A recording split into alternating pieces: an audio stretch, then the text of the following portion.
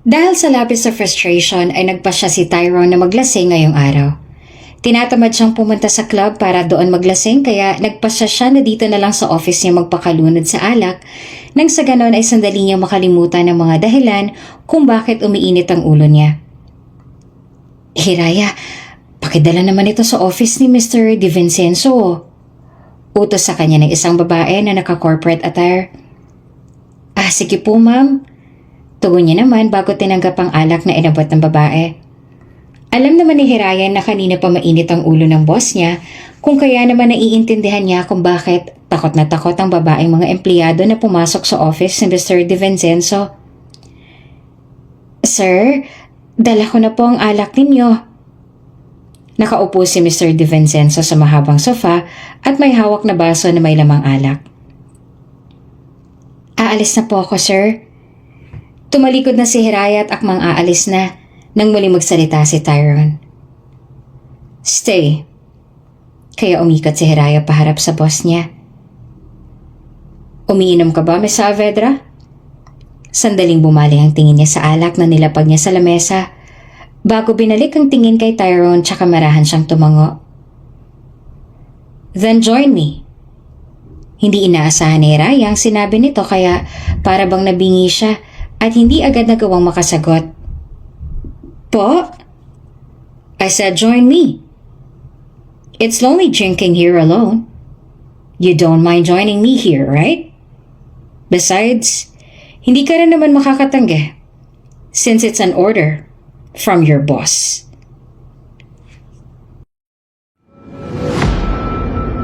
Kung bago ka pa lang sa channel na ito, Ate Jane TV, huwag kalimutang pindutin ang notification bell and subscribe button.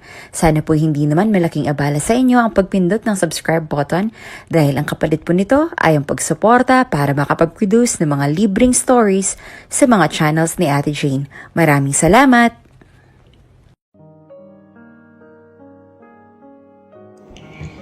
Mahirap ang maging mahirap.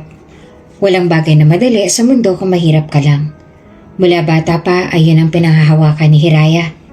Lumaki siya na salat sa yaman. Bata pa lamang ay danas na danas yan ang kahirapan. Ang ama niya ay isa lamang construction worker bago magkaroon ng malubhang sakit na naging sanhi pa upang maaga itong mawala sa mundo. Laging kulang sinasahod ng ama niya nang nabubuhay para sa kanilang tatlong magkakapatid. Ang kanilang ina naman ay naglalabada ngunit hindi rin sapat ang kinikita ng ina para sa kanila. Noong namatay ang ama niya ay nasipag-asawa naman ang mga nakakatandang kapatid niya, kung kaya siya na lang naiwan kasama ang kanyang ina. Noong nagkaroon ng sakit sa puso ang kanyang ina ay si Hiraya lang ang tangi na nag-aalaga dito at hanggang sa sumunod na sa kabilang buhay ang ina niya. Hindi man lang lumapit sa kanilang mga kapatid niya, para bang tuluyan na silang nilimot ng mga ito. Ang rason kasi ng mga kapatid niya kung bakit nila nagawa yon ay dahil sa kasalanan daw ng kanilang magulang kung bakit nila naranasan ang sobrang hirap ng buhay. 10 taong gulang pa lang si Hiraya noong namatay ang kanyang ama at 16 naman noong inaiwan na rin siya ng kanyang ina at naging mag-isa na lang sa mundo na ito. Mula nang namatay ang kanyang ina ay tumira siya sa poder ng mga tita niya, ang kapatid ng kanyang ina na may asawang sugarol at manyakis. Kahit nasa poder siya ng tiyahin niya, ang pakiramdam lang ni Hiraya ay mag-isa lang siya sa mundo. At sa poder ng mga ito naranasan niya ang sobrang hirap. 17 anyos lamang si Hiraya nung una siyang bastusin ng asawa ng tiyahin niya na si Aldo, na isang lasinggero at sugarol na lalaki. Nahuli ito ni Hiraya na binubusuhan siya habang siya'y naliligo. Gawa lamang kasi sa pinagtagpi-tagpi ng mga trapal at plywood ang banyo sa bahay ng kanyang tiyahin. Kung kaya'y madali siya nitong nabusohan, lalo na kung papatong sa lababo ang mamboboso. Kahit pa ngayon na 25 anyos na siya at sobrang haba na ng panahon ng lumipas mula noon, ay hindi pa rin makakalimutan ni Hiraya ang kung ano man ang mga masasakit na sinabi sa kanya ng tiyahin niya noong nagsumbong siya dito sa ginawa ng asawa nito sa kanya noon. Chang, nahuli ko po si Tio Aldo na binubusuhan ako. Umiiyak na sumbong ng 17 taong gulang na si Hiraya sa tiyahin niya. Aba, wala akong ginagawang masama sa batang yan, ha? Pinabulaan na naman ni Aldo ang sumbong niya. Ngunit hindi nakatakas sa paningin ni Hiraya ang pagkuyom ng kamao nito na para bang nagnanais na umigkas ang suntok sa kanya. Chang, maniwala po kayo sa akin. Nahuli ko po talaga si Tio. Patuloy pa rin sa pag-iyak si Hiraya. Huwag kang mag-imbento ng kung anumang kasinungalingan riyan, Hiraya. Bawiin mo ang walang katotohanan na paratang mo sa akin. Malay ko ba kung ang nakita mo na mubosa sa'yo ay isang multo? Maninira ka pa talaga ng relasyon? Nakikita at pinapalamon ka na nga lang namin? Wala akong masamang ginawa sa'yo. At mas lalong hindi ko magagawa sa'yo yun dahil halos anak na rin ang turing ko sa'yo. Litong-lito na ang itsura ng tiyahin niya ngayon. Hindi na nito mawari kung sino nga ba ang dapat nakampihan at paniwalaan ang mga sandaling yon. Samantalang umaasa si Hiraya na sa kanya maniniwala ang tiyahin niya. Kahit pa masamang ugali ng tiyahin niya sa kanya, ay batid naman ni Hiraya na may natitira pa rin naman na konting kabutihan sa puso nito. Ngunit sadyang mas matimbang ang pagmamahal ni Isabel kay Aldo. Sa halip na kampihan at ipagtanggol ang pamangkin nito na inaapit na babastos ng asawa nito, ay sa kanya pa ito nagalit. Mapag-imbento ka! Malakas na tumama sa mukha ni Hiraya ang palad ng kanyang tiyahin na dahilan para maglikha iyon ng malutong na tunog. Ang lakas ng loob mo na paratangan ng ganyan ng tiyuhin mo? Wala kang utang na loob. Ang sabihin mo, gusto mo lang na magkaaway kami para masulot mo sa akin ang tiyuhin mo. Walang hiya ka. Kay bata-bata mo pa ganyan ang mga gawain mo. Hindi pa nakontento ang tiyahin niya at sinabunutan pa siya nito ng sobrang lakas na pakiramdam ni Hiraya ay matatanggal na ang anit niya. Habang ang tiyo Aldo naman niya ay natutuwa sa nasaksihan. At dahil rin sa naniniwala si Isabel kay Aldo, si Hiraya naman ay panayang malakas na iyak at nagmamakaawa sa tiyahin niya na pakinggan siya at paniwalaan ngunit hindi nito ginagawa. Malakas ang pagkakasabunot sa buhok na kinaladkad pa si Hiraya ng tiyahin palabas ng bahay nila at pinahiya pa sa mga kapitbahay nila. Mga kapitbahay! Itong walang hiya at palamunin kong pamangkin ay balak pagsulutin ang asawa kong si Aldo. Napakawalang hiya, diba? Kay bata-bata pa'y naninira na ng pamilya. Kaya namatay ng maaga ang mga magulang nito dahil sa karma. Lahi nilang mga higad at mapanirang pamilya.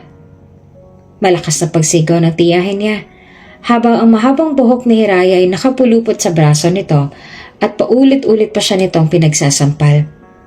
Nakaramdaman ng galit si Hiraya dahil sa pandadamay nito sa namamahinga niya ng mga magulang ngunit hindi na siya gumante. At hinayaan niya na lang ang tiyahin niya dahil batid niya naman na kung manlalaban siya, ay wala na rin namang magiging laban at mas lalo lang siyang masasaktan.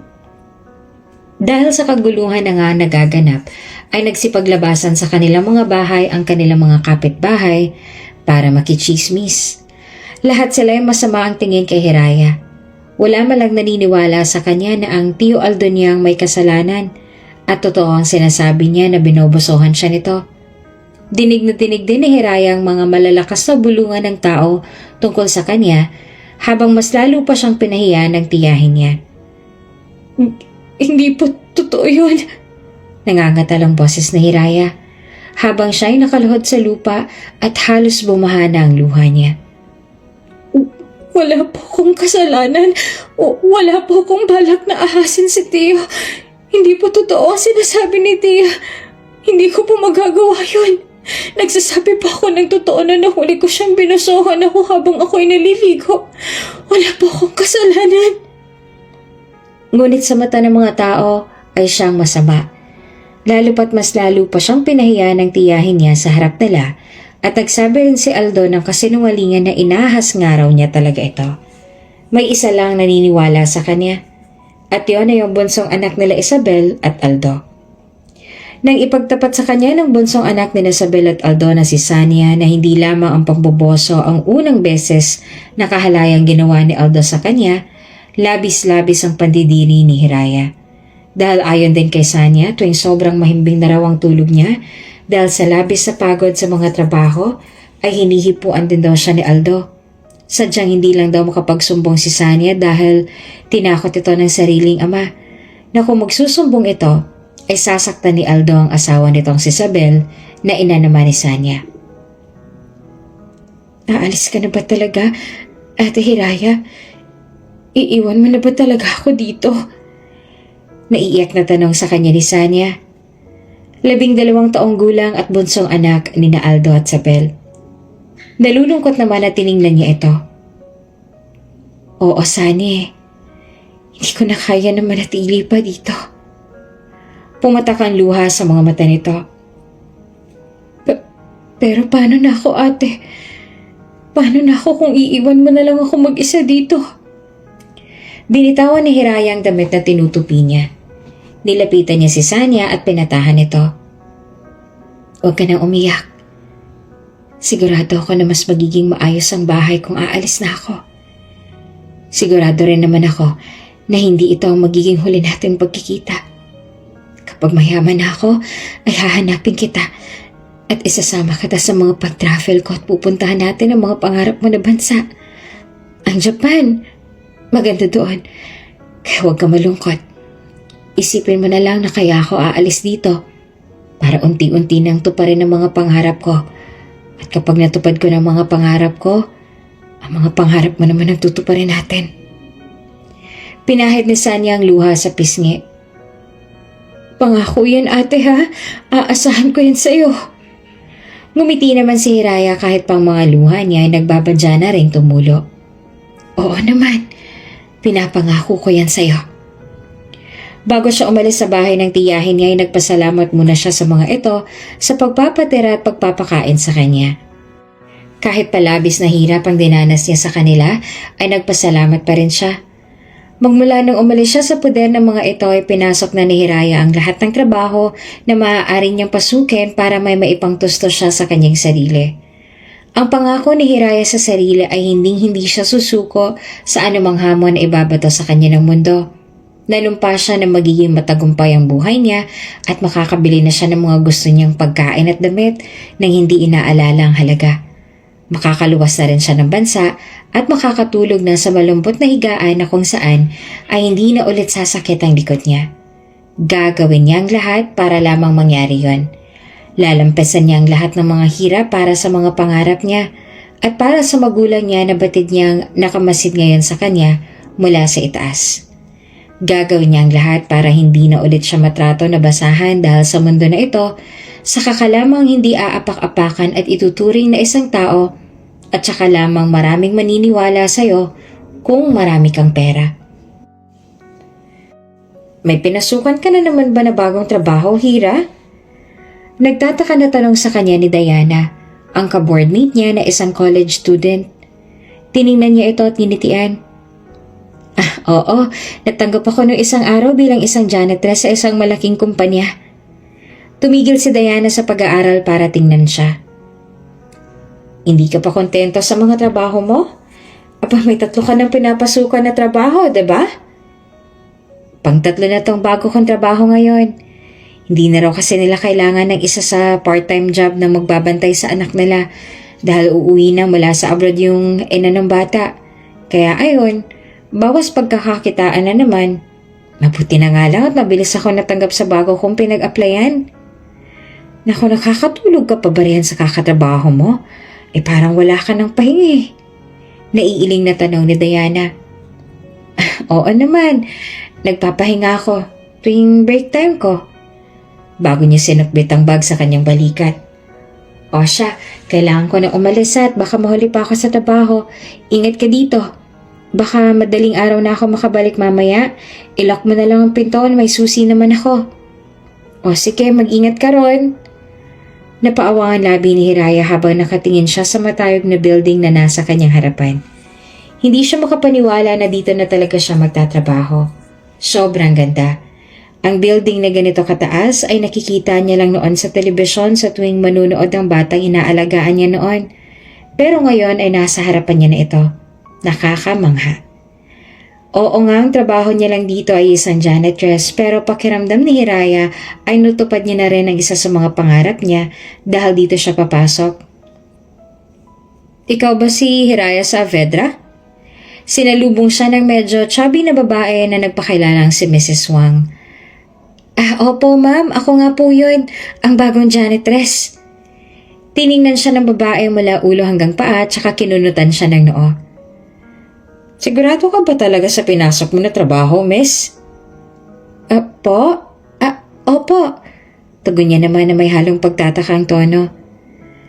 Dapat yata sa pagmumodelo ang pinasok mo na trabaho? Kutis mayaman ka at may ipagmamalaki ha? Hindi bagay sa'yo ang maging janitress. Nahihiyang napakamot naman si Hiraya sa ulo niya. Salamat po. Anyway, sa 50th floor ka naka-assign, doon ang opisina ni Mr. De Vincenzo. Bawat floor sa building ay may isang maintenance na naka-assign. At ikaw ay ang trabaho mo lang ay nasa 50th floor. Eksaktong alas 9, dapat naroon ka na para maglinis. Istrikto kasi si Mr. De Vincenzo pagdating sa oras. Ayaw niya sa late. Hindi na baling maaga kang dumating, wag lang late. Kaya kung gusto mo na magtagal sa trabaho, wag kang magpapalit. Ayusin mo rin ang trabaho mo dahil perfectionist si Mr. De Vincenzo. Isa pa sa mga pinakaayaw niya ay hindi maayos sa trabaho. Habang naglalakad si Mrs. Wang at siya naman ay nakasunod dito, ay sinabi nito sa kanyang mga kailangan niyang gawin sa trabaho. At habang nakikinig siya, ay nakakaramdam na si Hiraya ng labis na kaba sa mga sinasabi pa lang ni Mrs. Wang, ay alam niya na masama ang ugali na magiging boss niya. Bakit po pala natanggal sa trabaho ang dating maintenance? Curious niyang tanong. Tinanggal siya ni Mr. De Vincenzo. Hindi rin kasi marunong gumamit ng mga bagong appliances nung nagpagawa si Mr. De Vincenzo ng kape.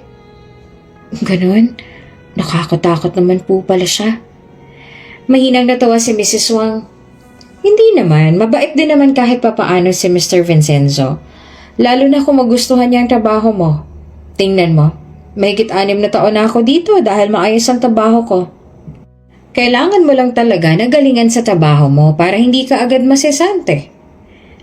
Gagalingan ko po talaga sa trabaho ko. Masaya at energetic na sabi niya. Gusto ko yung energy mo, ha? Sana hanggang magtagal ay ganyan pa rin ang energy mo. Pumasok na sila sa loob ng elevator dahil sasamahan siya nito kung saan ang locker area para roon niya ilagay ang mga gamit niya. Nakapagkolehiyo ka ba, Iha? Maya-maya pa ay tanong sa kanya ni Mrs. Wang habang ang atensyon ni Hiraya ay nasa nag-iiba-iba na number ng bawat palapag. Hindi po, elementary lang po ang natapos ko. Tugon niya. Bagaman ganun lang ang tinapos ni Hiraya ay proud pa rin siya roon. Talaga? Hindi halata sa'yo At bakit naman ganun lang kababang natapos mo? Dahil po kasi sa sobrang hirap ng buhay. 3 po kasi kami magkakapatid at construction worker lang po ang aking ama, habang ang aking ina ay isa namang labandera. Maaga rin po nawala ang aking mga magulang kaya mas lalong hindi ako nagkaroon ng pagkakataon para makapag-aral dahil kailangan ko na pong magtrabaho at buhayin ang aking sarili. Nahabag naman si Mrs. Wang sa kwento niya at namangha rin dahil napakatapang niya raw para sa lahat ng yon. Masaya naman si Hiraya dahil unang araw niya pa lang sa trabaho ay may bagong kaibigan na kaagad siya. Mas matanda pa sa kanyang naging kaibigan niya kaya parang ina niya na rin ito na magagabayan siya sa mga gagawin niya.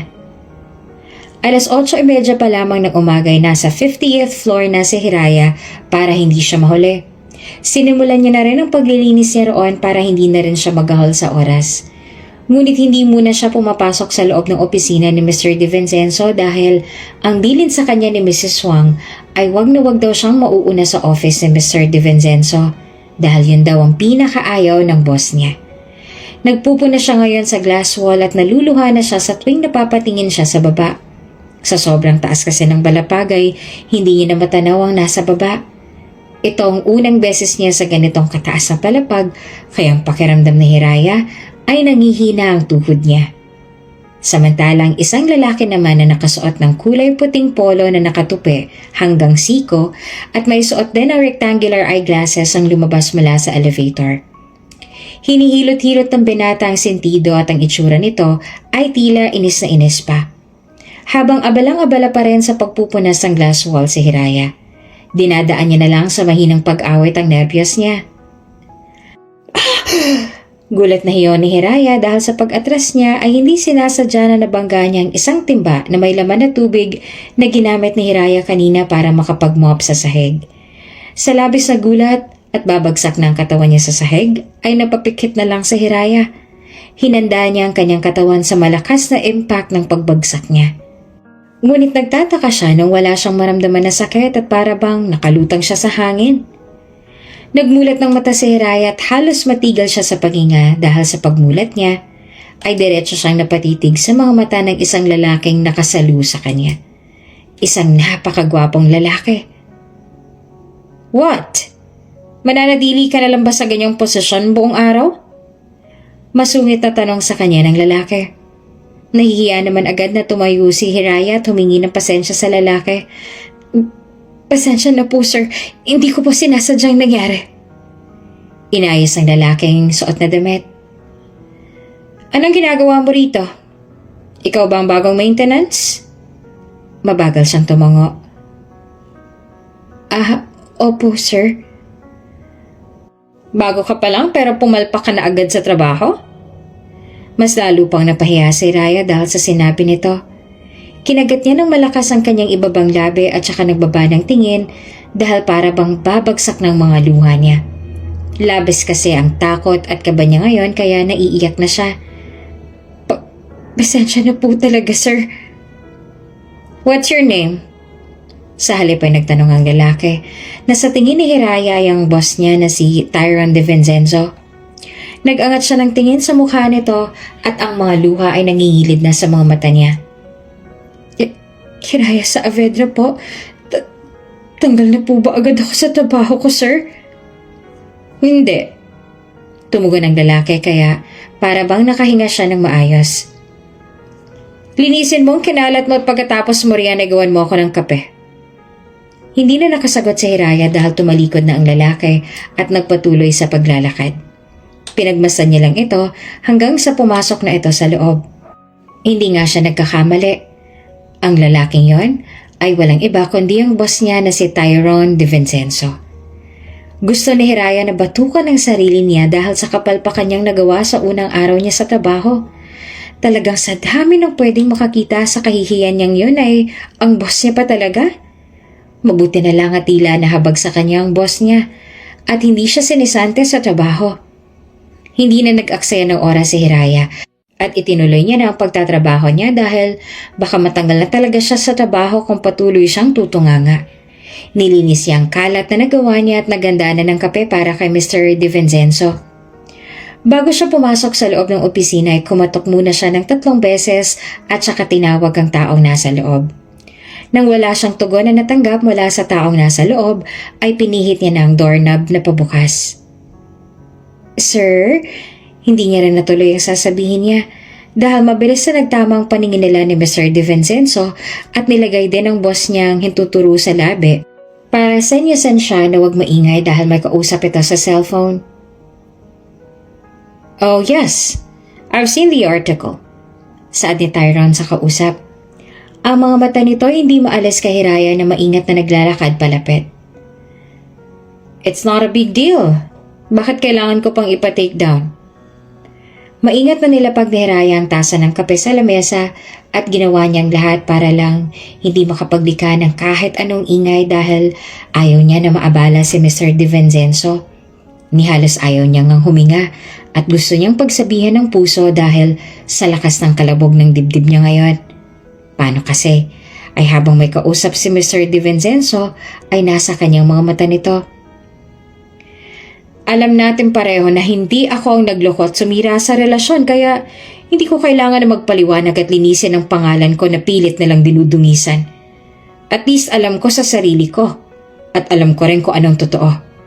And besides, it's been 2 years since it happened. I've moved on. Hindi ko alam kung bakit patuloy pa rin nilang binabalikan yon. Sabi pa ni Mr. De Vincenzo sa kausap. Matagal ng panahon yon. Kaya wala na akong kahit na anong dapat linisin sa pangalan ko.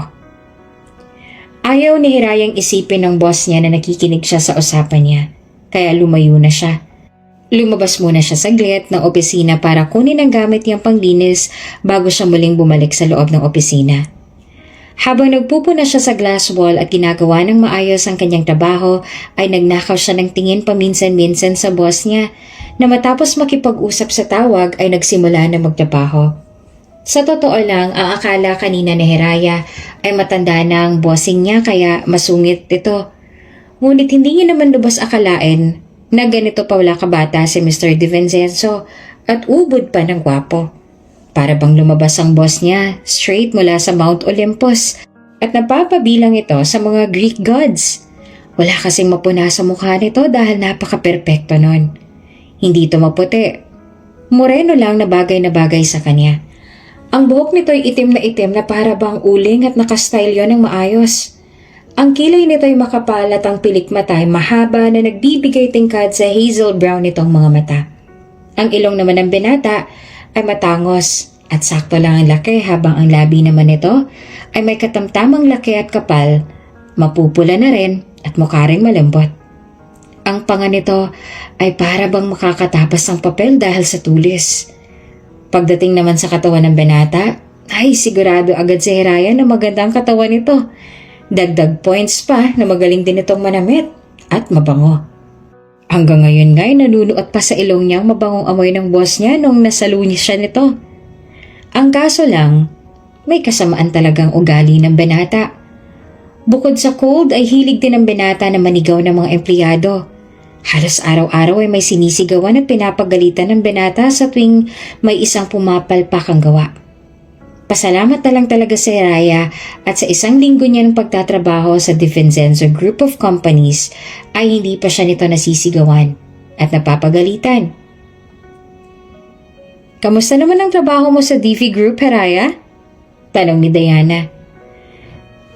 Ayos naman sa awa ng Diyos. Hindi ka ba nahihirapan? Nung una, oo, pero nasanay naman ako na puro mga matataas na tao ang mga nakakasalamuha ko. Pinaikot ni Diana ang kinauupuan para mapaharap sa kanya. Hindi naman pa masamang ugali ng boss mo? Hindi rin naman. Isang beses niya pa lang akong napapagalitan at yun, natapon kong tubig sa kakamap ko lang na sahig. Mabuti naman at hindi ka na masyadong nahihirapan. Sabi ni Diana na tinanguan at sinang-ayunan niya naman. Nakahilata siya ngayon sa kama dahil day off niya ngayon at ang plano niya ay matutulog lang siya buong araw. Nagpasya siya kanina na wag na munang pumasok sa isa niya pang part-time job sa isang restaurant para makabawi siya ng tulog dahil halos bibigay na ang katawan niya sa sobrang pagod. Mula kasi nang mag-start siya sa trabaho niya sa DV Group ay 2 oras na lang nagiging tulog niya. Pagkatapos niya kasi sa DV Group ay may isa pa siyang part-time job sa isang restaurant bilang isang waitress, kaya naman ubos na ubos talaga ang energy niya. Akmang pipikit na ang mga mata niya nang biglang mag-ring ang cellphone niya. Inaantok na inabot niya yon tsaka tiningnan kung sinong tumatawag. Ang buka ng mga mata niya ay nanlaki agad at siyang napaupo sa kama nang makita na si Mrs. Wang ang tumatawag sa kanya. Hello po, ma'am? Wika ni Hiraya nang masagot ang tawag. Hello, Hiraya. Sa tono pa lamang ng boses ni Mrs. Wang ay alam niya na agad na may problema. May trabaho ka ba ngayon? Wala po, ma'am. Hindi po ako pumasok sa part-time job ko. Mabuti naman kung ganon. Pwede bang pumunta ka muna ngayon dito? Kailangan ka namin eh. Bigla kasing pag-absent ng 3 maintenance at ngayon ay galit na galit si Mr. De Vincenzo. Dahil sa nangyari para siyang bulkan na nag-aalburuto ngayon. Natatakot ako na kung walang papalit sa mga absent, kahit isa lang na maintenance ay naku matatanggalan kaming lahat ng trabaho.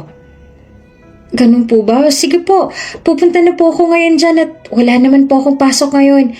Bigyan niyo lang po ako ng kalahating oras dahil medyo may kalayuan pong tinitirhan ko. Sagot naman ni Hiraya.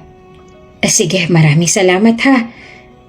Kahit pa ang plano niya kanina ay matulog at magpahinga buong araw, dali-dali na rin siyang nagbihis at nagtungo sa kumpanya. Pagdating niya roon ay nagpapasalamat sa kanya si Mrs. Wang at agad din na nagsimula na siya sa trabaho niya. Bakit late ka? Abala si Hiraya sa pagmamap nang may magsalita sa likuran niya. Gulat na nilingon niya ito at nakita ang boss niyang si Mr. De Vincenzo na nakahalukip-kip. Good morning po, sir. Magalang niyang bate tsaka yumuko sa harapan nito. Day off ko po sana kasi ngayong araw. Then, why are you here? May absent daw po kasi ni maintenance kaya ako po munang papalit sa kanila. Tumango naman si Tyrone bago binaba ang kamay. Dalhan mo ako ng kape sa office pagkatapos mo dyan. Mas inuna na ni Hiraya na dalhan si Mr. DiVincenzo ng kape sa loob ng office nito bago niya tinapos ang pagmamop niya. Sir, nandito na po ang kape ninyo. Imporma niya tsaka nilapag sa harapan nito ang tasa ng kape. Hindi naman nag-angat ng tingin sa kanya si Tyrone na tuloy-tuloy na lang sa pagtatrabaho sa laptop nito. Akmang tatalikod na si Hiraya nang biglang magsalita si Tyrone kaya napatigil siya at muli itong hinarap. Po? Dito na lang sa loob ng opisina ang linisin mo at wag na sa labas, sabi nito. Tumango si Hiraya. Opo, sir. Akala ni Hiraya ay may susunod pang sasabihin si Tyrone dahil ang itsura nito ay para bang may nais pa nga itong sabihin. Ngunit nang umabot ng ilang segundo at nagbaba na rin ito ng tingin ay napatango siya sa hangin tsaka nagpaalam na sa boss niya. Hindi ganong kadami ang kailangan niyang linisan sa office ni Tyrone dahil hindi naman marami ang office ito. At araw-araw niya rin itong linilinisan kaya hindi ganong karami ang kailangan niyang gawin ng araw na yon. Mahigit isang buwan na si Hiraya sa trabaho niya bilang janitress at kabisado niya na rin ang ugali ng boss niya. Sa tuwing alam niyang nasa bad mood si Mr. DiVincenzo ay hindi na siya gumagawa ng kahit ano pa man na ikinagagalit nito. Ni halos ayaw niyang maglika ng anumang ingay sa takot na pagalitan na naman siya nito. Mabilis na lumipas ang mga araw at buwan at mula siguro na magsimula siya sa trabaho niya ay walang araw na hindi rin siya napapagalitan ng boss niya. At walang araw din na hindi nakabusangot ang mukha ni Mr. DiVincenzo na animoy sobrang laki lagi ng galit sa mundo. Get out, Sabina!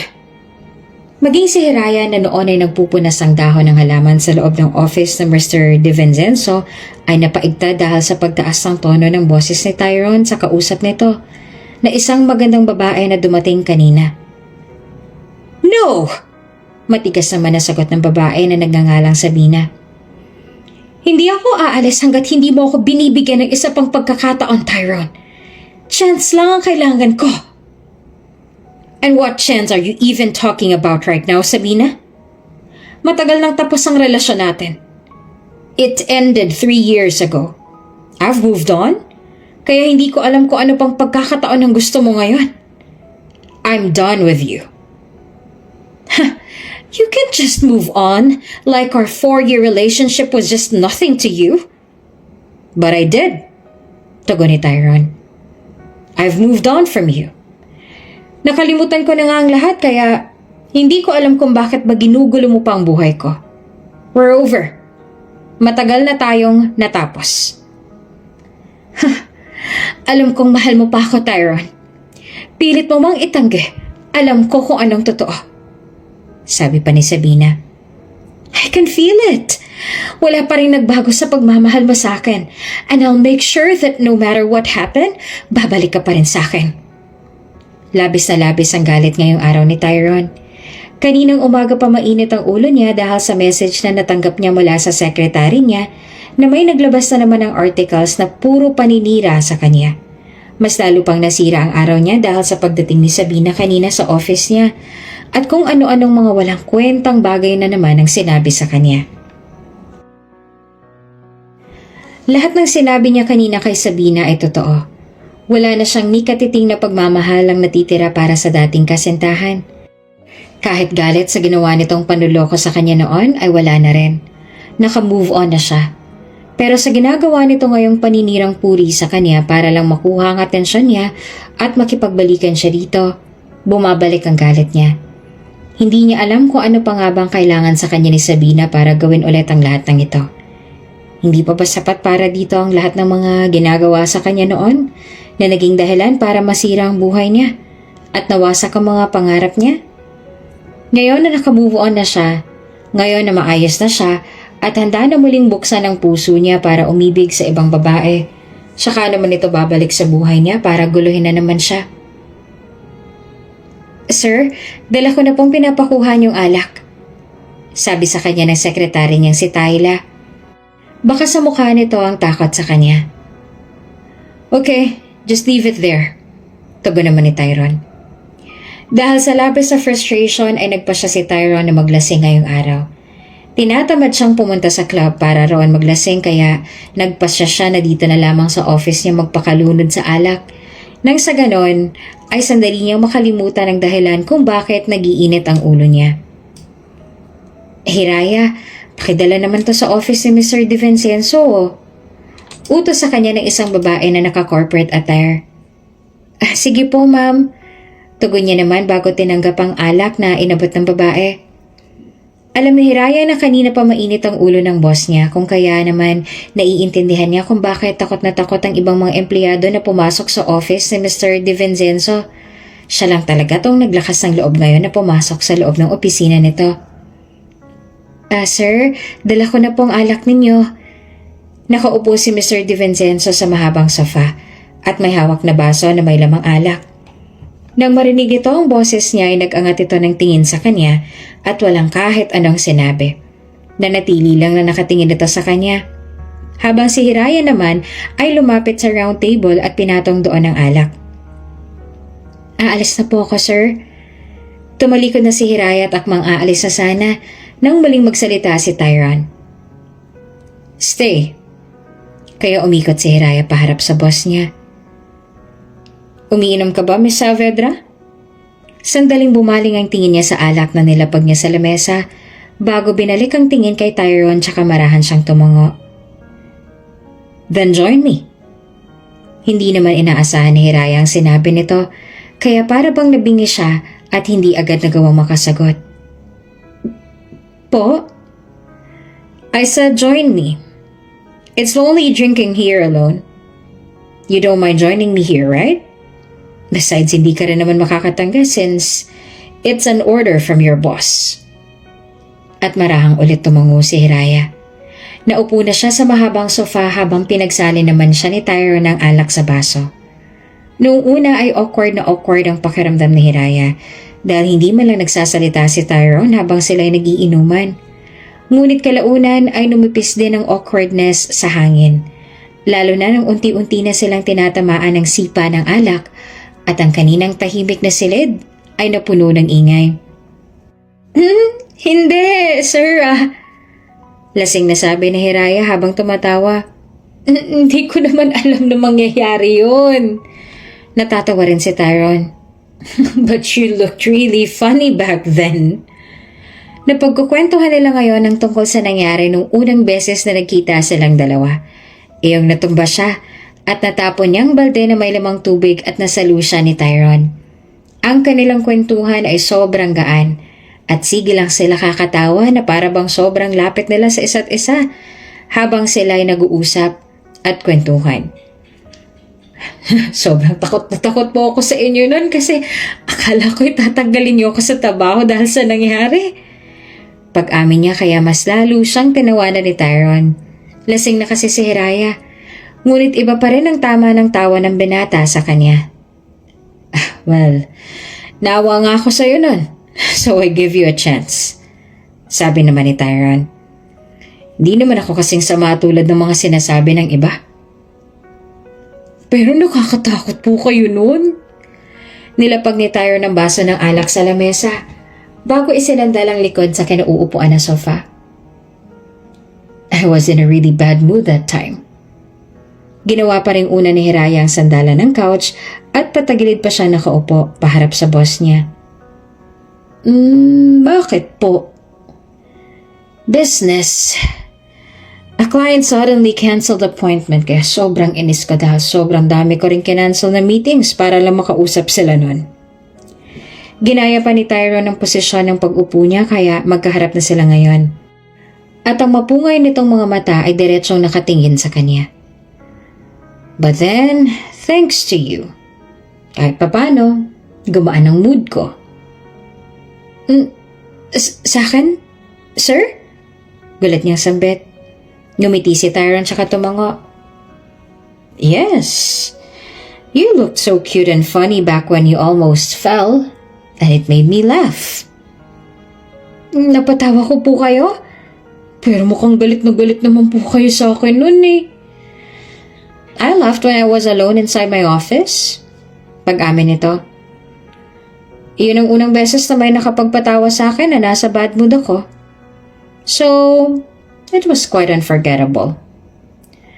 Nang dahil sa nalaman ay mas lalo pang gumaan ang loob ni Hiraya habang kausap ang boss niya. Ngayong araw ay nakikita ni Hiraya ang kakaibang side ng boss niya na kailanman ay wala pang ibang nakakakita noon. Dahil sa naubos na nilang unang alak ay nag-request pa si Tyrone ng panibago. Pero ang hindi alam ng dalawa ay may kung anong nilagay sa uri ng gamot sa kanilang iniinom. Kaya pareho nilang hindi mapigil ang init ng kanilang mga katawan. Habang galit naman ang babae na siyang naglagay ng gamot sa iniinom ni Tyrone dahil hindi ito ang nakapagdala ng alak sa office ni Tyrone. Ang tatanga niyo? Hindi ba ang sabi ko sa inyo, ako magdadala ng alak na yun sa office niya? Nagbaba naman ang tingin ng dalawang babae na siyang sinisigawan ngayon ni Sabina. Pasensya na ma'am. Nagkabaliktad po kasi ang nadala naming alak. Napakatanga. Kay simpleng bagay na pagbaliktad niyo pa talaga? Kung hindi rin kayo mga tanga eh. I'm sure, nagsasaya na ngayon si Tyrone kasama ang janitress niya. At hindi sa akin at dahil yun sa inyong dalawa. Pareho kayong mga walang kwenta. Ano na lang ang gagawin ko ngayon? Ha? At tunay nga sinabi ni Sabina. Sa loob ng opisina na kanina lang ay puno ng mga masasayang kwentuhan at tawanan, ay pareho ng walang kontrol ang dalawa sa kanilang mga katawan. Dahil sa labis sa pagnanasa at dahil nasa ilalim sila ng gamot na nilagay ni Sabina para sana akitin si Tyrone. Parehong walang alam ang dalawa at pareho nilang hindi makontrol ang kanilang mga sarili. Namalaya na lamang ni Hiraya na naisuko niya na pala ang kanyang pagkabirhen sa boss niyang si Tyrone sa sumunod na araw na nawalang epekto sa kanila ng kanilang nainom at magising sa kanilang nagawa. Hindi magawang maipaliwanag ni Hiraya kung anong nararamdaman niya ng mga sandaling yon. Pero pinangunahan siya ng labis sa takot kaya naman na makita niyang natutulog pa si Tyrone ay dali-dali siyang nagbihis at paika-ika siyang nagmamadaling lumabas ng office. Oh, Hiraya, bakit sobrang aga mo yata ngayon at bakit yan pa rin ang suot mo? Hindi ka ba umuwi? Tanong sa kanya ni Mrs. Wang nang pagbukas ng elevator ay itong bumungad sa kanya ngunit hindi niya na ito sinagot o pinansin at nagmamadali na siyang umalis. Nagtataka naman na pinagmasdan ni Mrs. Wang si Hiraya na maglakad paalis. Sa kabilang banda, nang magising si Tyrone ay agad niya namang hinanap si Hiraya pero hindi niya na ito nahagilap sa office niya. Nakita niyo po ba si Hiraya, Mrs. Wang? Tanong ni Tyrone. Opo sir, nakasalubong ko siya kanina pero nagmamadali siya. Mukha nga pong takot na takot siya eh. Napasabunot si Tyrone sa sariling buhok sabay hinga ng malalim. May nangyari po ba sir? Bakit po parang gano'n na lang ang takot ni Hiraya kanina? Usisa ni Mrs. Wang. Wala, sagot ni Tyrone. Wala pong nangyari. Ngunit nang sandaling mapanood ni Tyrone ng CCTV footage sa loob ng office niya at makita niya kung anong nangyari sa kanilang dalawa ni Hiraya at kung paanong pareho nilang hindi magawang kontrolin ang kanilang mga sarili, alam niya na kaagad na hindi lang basta-basta ang nangyari na yon at hindi niya maaaring ipagsawalang bahala. Samantalang, hindi naman alam ni Hiraya kung anong mukhang ihaharap niya kay Tyrone matapos ang nangyari sa kanila. Hindi maalis sa isip niya ang lahat ng mga nangyari at talagang nilagnat pa siya dahil doon kaya naman 2 araw siyang umabsent. Gulong-gulo at nag-aalala na sa kanya si Diana dahil sobrang weird daw ng ikinikilos niya ngayon. Pero patuloy niyang sinasabi na ayos lang siya. Ayaw niyang may ibang pagsabihan tungkol sa nangyari sa kanila ng boss niya. At ayaw niya rin na mag-alala sa kanya si Diana dahil batid niya na stress ito para sa midterm exam nito. I'm sorry about what happened that day, Hiraya. Panimula sa kanya ni Tyrone. Sila lamang 2 tao na nasa office ito ngayon. At nakayuko lang siya dahil hindi niya magawang tingnan sa mga mata ang kanyang boss. Hindi ko sinasadya ang lahat ng yan. Hindi ko makontrol ang sarili ko. At base sa investigation ko, someone put some kind of a drug on our drinks Kaya naganap ang lahat ng yan. And I'm really sorry. Kinagat naman ni Hiraya ang ibaba niyang labi at hindi niya alam kung bakit naninikip ang dibdib niya dahil sa sinabi ni Tyrone. Ganon pa man ay nilakasan niya pa rin ang loob niya tsaka sinalubong ang mga mata nito. Ayos lang po yan, sir. Isipin na lang po natin na hindi nangyari yon dahil pareho naman po natin hindi sinadya. At ginawa nga ni Hiraya ang lahat para isipin na baliwala lang sa kanya ang lahat ng nangyari. Pilit niyang hindi pinansin ang mga titig sa kanya ni Tyrone na para bang hinubaran na siya sa tuwing naglilinis siya sa loob ng opisina nito. Ginawa niya ang lahat. Hanggang sa dumating ang araw na kinakatakutan niya. Positive. Pumatak ang luha sa mga mata niya habang nakatingin sa hawak niyang pregnancy test na may 2 guhit. Buntis siya. Dinadala niya ang anak ng boss niya. Bumaba ang kamay niya patungo sa kanyang tiyan at saka marahan niya iyong hinaplos. Buntis ako. Kahit hindi pa handa, ay masaya naman si Hiraya sa nalaman na buntis siya. Ngunit nasasaktan din siya para sa kanyang anak dahil batid niya na ang ama nito ay may ibang minamahal at lalaki ang anak niya na walang kinikilalang ama. Nasa ibang bansa ngayon si Tyrone dahil ang alam ni Hiraya ay sinundan nito si Sabina dahil nagkaroon daw ng hindi pagkakasunduan ng dalawa. Iyon ang mga sabi-sabi sa opisina. Alam niya rin na mahal pa rin ni Tyrone at Sabina ang isa't isa at hindi sila maaaring maging hadlang na magiging anak niya sa kanilang pag-iibigan at sa kasiyahan ni Tyrone. Kaya kahit mahirap para sa kanyang naging desisyon niya, ay nagpasya siya na ilihim na lang ang pagbubuntis niya kay Tyrone. Umalis siya sa trabaho niya nang walang pasabi at lumipat din siya ng tirahan nang sa ganon ay hindi na siya matunto nito. Mabuti na lamang at sa pag-alis niya sa kanyang trabaho ay mabilis din naman siya nakahanap ng panibago niyang pagkakakitaan kaya makakapag-ipon pa siya ng pera para sa panganganak niya. Ganun pa man, 1 buwan lang din ang tinagal niya sa fast food chain na yon dahil nagsara yon sa pagkalugi. Pero natanggap din naman kaagad siya sa isang coffee shop at ngayon ay 1 buwan na rin siya nagtatrabaho dito. Mabait ang mga kawork niya lalo na ang boss niya kaya mabilis siyang nakapag-adjust. Hira, sabihin mo lang kung mahirap para sa iyo ang trabaho mo, ha? Sabi sa kanya ng boss niyang si Zack Fujimoto. Ngumiti si Hiraya sa boss niya. Hindi naman po mahirap ang trabaho ko, sir. Kaya ko po to. Are you sure? Maaari kitang bigyan ng katulong riyan sa trabaho mo para hindi ka na mahirapan. Ay hindi na po kailangan, sir. Sagot niya. O siya, sige. Pero kung nahihirapan ka na, sabihin mo lang sa amin, ha? Opo, sir. Salamat po. Mabait na boss si Zack at may pakialam ito sa mga empleyado nito. Lalo na sa kanya na buntis. Halos araw-araw siya nitong chinecheck kung okay lang ba siya at kung magaan ba para sa kanyang mga trabaho niya. Masasabi ni Hiraya na sa kabila ng lahat ng nangyari sa kanya ay maswerte pa rin siya dahil nakatagpo siya ng mga mababait na tao katulad ng boss niya ngayon. Kakababa lang ni Tyrone mula sa kanyang sasakyan. Nandito siya ngayon sa coffee shop na pag-aari ng kaibigan niyang si Zack. Mahigit 2 buwan din siyang hindi nakabisita sa coffee shop ng kaibigan niya dahil sa dami ng kailangan niyang gawin na trabaho at madalas din na nasa ibang bansa siya. Sunod-sunod kasi ang naging problema sa DiVincenzo Group of Companies na kailangan niyang bigyan ng solusyon sa lalong madaling panahon. Halos wala naman siyang pahinga sa kakatrabaho at hindi niya rin alam kung kailan ba siya huling nakatulog ng maayos sa dami ng problema na kailangan niyang bigyan ng solusyon. Sa pagpasok ni Tyrone sa loob ng coffee shop ay mabilis na hinagilap ng mga mata niya kung nasaan ang may-ari ng coffee shop na kaibigan niya dahil ito lang naman ang gusto niyang magtimpla sa kape niya. Hindi kasi makuha ng ibang barista ang timpla ng kape na gusto niya kaya ayaw niya na ibang gumagawa ng orders niya.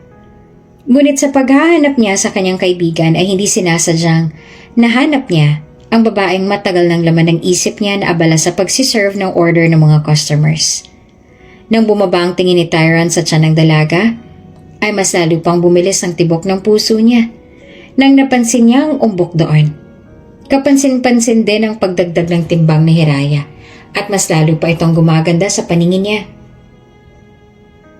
Anong problema, dude? Tiningnan ni Tyrone ang kaibigang si Zack na magsalita ito at tumayo sa tabi niya. Bakit parang nabigani ka yata sa barista ko? Hiraya Saavedra ang pangalan niya, diba? Tanong ni Tyrone at tumango naman si Zack. Oo, siya nga si Hira. Mag-iisang buwan na siyang nagtatrabaho rito sa akin. What the? Naiinis sa sabit ni Tyrone dahil paano hindi niya agad ito nahanap gayong sobrang lapit lang pala nito sa kanya. Andito lang pala siya. All this time, napakalapit lang pala niya sa akin. Kilala mo si Hira? Nagtataka naman na tanong ni Zack. Kilalang kilala ko siya. Natigilan naman si Zack nang may maisip. Hey, don't tell me ikaw ang ama ng dinadala niya. Nang dahil sa sinabi ni Zack ay napatingin siya rito. So, she's really pregnant? Yes, I think she's 3 months pregnant. So, ikaw ba talagang ama ng pinagbubuntis niya? Oo, ako nga. What the? Gulat na sabi ni Zack. Inaanak ko palang dinadala niya. At hindi na nga kailangan ni Tyrone ng ano pa man na patunay na siya ang ama ng dinadala ni Hiraya ngayon. Alam niyang siya ang ama ng pinagbubuntis ni Hiraya. Ramdam na ramdam niya yon. Ano pong order niyo, sir? You. Nakayuko si Hiraya dahil nagsusulat siya ng pangalan sa cup. Kaya hindi niya nakita agad ang mukha ng customer. Kaya nung sandaling narinig niya ang boses nito ay agad siyang nag-angat ng tingin. Mas lalong bumilis ang tibok ng kanyang puso nang magtama ang mga mata nila. Tyrone. Gulat at nanlaki ang mga mata na sabi niya. Long time no see, Miss Saavedra. Makahulugan na wika ni Tyrone bago bumaba ang tingin sa umbok ng tiyan niya. Dahil sa pagkabigla na nasa harapan niya ng dating boss na ama ng pinagbubuntis niya, ay hinawakan ni Hiraya ang kanyang tiyan na para bang pinoprotektahan niya ito mula sa sarili nitong ama. Dito lang pala kita matatagpuan. Ano pong kailangan niyo sa akin, sir? Bagaman gulat ay nagawa pa rin ni Hiraya na ituwid ang boses niya. Bigla ka nalang umalis nang wala man lang pasabi sa amin. Sagot nito. Seryosong muka at tila galit. Pasensya na po kung hindi po ako nakapagpaalam sa inyo bago ako umalis. Sabi niya. Batid ni Hiraya na ang ginawa niyang biglang pag-alis ay hindi maganda. Pero hindi naman nila siya masisi dahil takot siya sa kung ano man ang maaaring mangyari. Kapag malaman ni Tyrone na may nabuo sa sinapupunan niya noong araw na may nangyari sa kanila dahil sa sobrang kalasingan. Nilayo niya na lang ang kanyang sarili lalo na nang walang kamuwang-muwang niyang anak sa gulo na maaaring mangyari dahil sa pinasok niya. Mag-uusap tayo. Saad ni Tyrone. Hindi pa man nakakahingi ng permiso si Hiraya sa kanyang boss, ay tumango na ito sa kanya para sabihin na pwede siyang sumunod sa binata. Hinubad naman na muna ni Hiraya ang suot niyang apron bago lumabas ang counter at nag-aalangan na sumunod kay Tyrone. Huminto sila sa tabi ng sasakyan nito. Ano pong pag-uusapan natin, sir? Kinakabahan na tanong ni Hiraya. Umikot ito paharap sa kanya. Bumalik ka na sa akin. Napaawang ang labi niya. Po? Bumalik ka na sa akin. Huwag ka na magtrabaho dito. Bibigyan ko kayo ng maayos sa buhay ng anak natin. Ano? Hindi pa rin napoproseso sa utak niya ang lahat ng sinasabi ni Tyrone at para bang nananaginip lang siya ngayon. Ang batang dinadala mo ngayon. Bumaba ang tingin nito sa kanyang tiyan. Anak ko yan. Hindi ba? Don't lie to me, Hiraya. Hindi ako pinanganak kahapon para hindi ko malaman na anak ko ang batang yan. At alam ni Hiraya na kahit magsinungaling at sabihin na nagkakamali lang siya at hindi ito ang ama ng pinagbubuntis niya, ay hindi maniniwala sa kanya si Tyrone. Dahil sa itsura nito ngayon, ay para bang buong buo na ang tiwala nito na ito na ang ama ng ipinagbubuntis niya. Nagbaba naman siya ng tingin at saka natatakot na nagsalita. Pasensya na po. Hindi ako magagalit dahil tinago mo sa akin ang pagbubuntis mo. Pero sa isang kondisyon. Nag-angat siya ng tingin sa mukha nito. Anong klaseng kondisyon po yun? Marry me. Po? Pakasalan mo ako. Let's be a family. Dinadala mo ang panganay ko at hindi ako papayag na basta na lang kayong pabayaang dalawa. Huwag mo rin isipin na maaari akong magpakaama sa anak natin nang walang kahit anumang namamagitan sa atin. Gusto kong bigyan ng anak ko ng isang masaya at kumpletong pamilya. At gusto ko rin na mabigyan kayo ng maayos na buhay. Pakasalan mo ko at wala ka ng kahit ano pang iisipin. Hindi mo na rin kailangang magtrabaho pa kung ako ang magiging asawa mo. Pero hindi po ba tila masyadong biglaan ang pagpapasya niyong pakasalan ako? Sumagot si Tyrone. Kahit ngayon na mismo ay handa akong pakasalan ka. Kaya walang biglaan sa pasya ko dahil kahit anong araw at oras ay handa akong suotan ng singsing ang daliri mo at idugtong sa pangalan mong apelyido ko. Matapos malaman ni Tyrone kung saan siya nagtatrabaho ay araw-araw na siya nitong binibisita. Ito na rin ang naghahatid sa kanya pauwi sa inuupahan niya. Tandang-tandaan niya pa kung paanong pinagbantaan ni Tyrone ng boss niya na kaibigan pala nito na huwag daw siyang papagurin sa trabaho kundi ay mananagot ito kay Tyrone. At mula nga noon ay hindi na siya halos pinagtrabaho at prinsesa na ang turing sa kanya ng lahat sa trabaho. Ang swerte mo naman masyado, Hiraya. Napakagwapo at yaman pala na mapapangasawa mo. Sabi sa kanya ng katrabaho niyang si Alexa. Totoo. Sang-ayon naman ni Denise. Isang bilyonaryong nasungkit mo. Abadaig mo pang nakajackpot sa loto. Nginitian na lang ni Hiraya ang mga kawork niya na panay ang sabi kung gaano raw siyang kaswerte kay Tyrone. Kahit pa hindi pa siya pumayag sa alok sa kanya ni Tyrone na magpakasal sila dahil humingi muna siya sa binata ng kaunting oras para pag-isipan ng alok nito. Ang alam ng mga katrabaho niya ay ikakasal na sila dahil sa araw-araw ba naman na bumibisita sa kanya si Tyrone. Ipinaliwanag din sa kanya ni Tyrone ang dahilan kung bakit hindi agad siya nito nahanap at umabot pa ng 2 buwan bago nilang muling natagpuan ng isa't isa. At naiintindihan naman ni Hiraya ang dahilan nito dahil bilang ito ang nag-iisang anak at siya ring namamahala sa mga malalaking kumpanya ay lagi itong abala at sobrang laki-lagi ng responsibilidad nito. At hindi nga nagtagal at pumayag na siyang magpakasal dito. Walang magarbo na kasal na naganap at pumirma lang silang dalawa ng marriage contract kung saan present ng araw na iyon ang mga magulang ni Tyrone. Matapos ang pirmahan ng marriage contract ay hiniling sa kanya ni Tyrone na sa bahay na siya nito tumira at bilang iyon din ang gusto ng magulang ni Tyrone ay pumayag naman siya. Pinapangako ko sa iyo na magiging isa akong mabuting asawa at ama sa magiging anak natin. Kahit anong mangyari, hindi ko kayo sasaktang dalawa. Iyon ang ipinangako sa kanya ni Tyrone noong araw ng kanilang kasal na paninindigan nito. Isang linggo na silang kasal ngayon at walang naging pagsisisi si Hiraya na nagpakasal siya dito dahil isa itong mabuting asawa sa kanya. Ayaw ni Tyrone na magtrabaho siya dahil sa ayaw nito na mapagod siya at ang gusto lang nito ay magpahinga siya sa kanilang bahay. Sa katunayan ay nag-hire pa nga ito ng nurse na magbabantay sa kanila ng magiging anak nila, si Estrella de Vincenzo.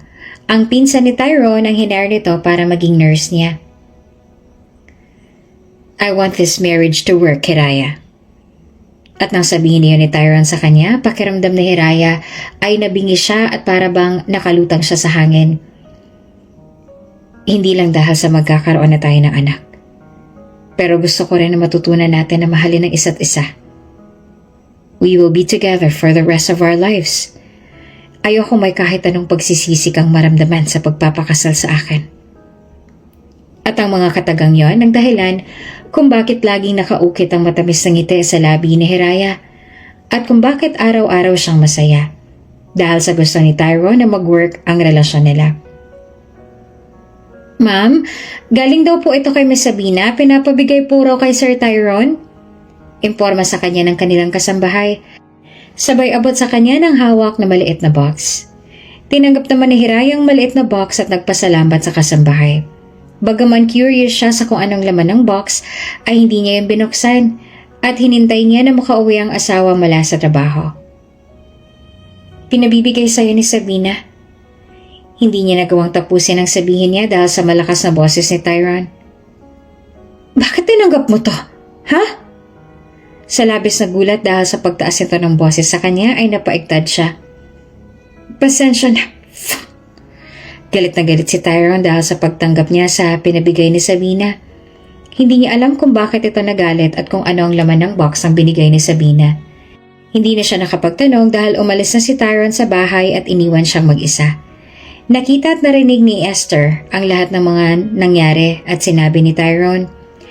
Kaya nang makaalis si Tyrone ay lumapit sa kanya si Esther at para damayan siya at sinabi rin ito sa kanya ang lahat ng kailangan niyang malaman tungkol kay Sabina at Tyrone. Kaya pala gano'n na lang ang galit ni Tyrone kay Sabina dahil sa hindi lang isang beses nagloko si Sabina, kundi 3 beses. At dahil sa ginawa na yun ni Sabina ay labis na nasaktan si Tyrone. Dahilan para masira ang buhay nito sa loob ng ilang taon at maging ang mga pangarap nito. Kanina pa hindi bumabalik si Tyrone. Nag-aalala na siya sa asawa. Sinubukan niya na itong tawagan pero naiwan pala nito ang cellphone nito sa bahay. Nandito siya ngayon sa veranda ng kwarto nila. Hinihintay niya pa rin ang pagdating ni Tyrone. Nakatanaw siya sa bilog na buwan at mga nagagandahang bituin. Sa palagay niya ay nasa 7 or 8 p.m. na ng gabi. Ngunit hanggang ngayon ay hindi pa rin bumabalik ang asawa niya. Nang sabihin ni Esther ang lahat sa kanya tungkol sa nangyari noon kay Tyrone at Sabina at kung anong meron roon sa pinadala ni Sabina na box na ang laman ay puro edited pictures na lang dalawa ni Tyrone para sirain ang relasyon nilang dalawa. Nakonsensya si Hiraya sa pagtanggap niya sa pinadala ni Sabina. Nakonsensya siya kung bakit iniisip niya na hanggang ngayon ay may relasyon pa rin ang dalawa. Naiintindihan niya na kung bakit ganoon na lang ang galit ni Tyrone kanina. Sinubukan na pala ni Sabina na sirain ang pamilya nila. Huminga na lang si Hiraya ng malalim. Sana ay bumalik na si Tyrone. Gusto niya na humingi ng pasensya sa ginawa niya. Hindi talaga siya mapakali hanggang hindi pa bumabalik si Tyrone. Hindi niya alam kung ilang minuto na siya nakatayo sa veranda. Nakasuot siya ngayon ng kulay puting maxi dress at nakatingala sa buwan at bituin. She's tallying up the stars. Niyakap niya ang kanyang sarili nang umihip na malamig ang hangin at niyakap siya. Pinapalid ng malamig na pag-ihip ng hangin ang nakalugay niyang buhok. Tumigil siya sa pagbibilang sa mga bituin nang may maramdaman siyang merong mga matang nakatingin sa kanya. Bigla siyang lumihis at halos hindi makahinga nang mapansin na si Tyrone na nakatayo'y malapit sa salamin na pintuan patungo sa veranda.